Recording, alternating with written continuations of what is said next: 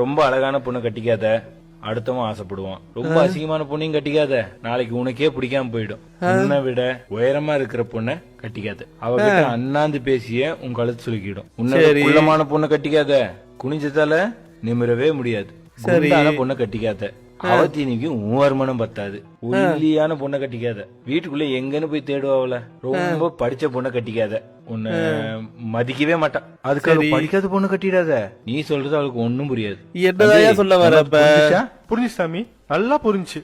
டேய், கல்யாணமே பண்ணிக்காதரா அப்படியே சொல்லிருக்கலாமே சாமி. கரெக்ட். எவன் கேக்குறான் இவ்வளோ பெரிய விளக்கம்? சொன்னா கேக்குறான். மண்ணு மேல ஆசைப்பட்ட பல்வாள் தேவனும் செத்து போயிட்டான். பொண்ணு மேல ஆசைப்பட்ட பாகுபலியும் செத்து போயிட்டான். எது மேலேயும் ஆசைப்படாத, கட்டப்பா தான் கடைசி வரைக்கும் இருந்தான். கெட்டப்பா வாழ்றத விட கட்டப்பாவா வாழ்ந்துட்டு போயிடலாம். நல்ல யோசனை சாமி, நல்ல யோசனை. கேட்டுட்டு நீ அப்படியே நாளைக்கு கல்யாணம் போடாம இருப்ப, அப்படித்தானே?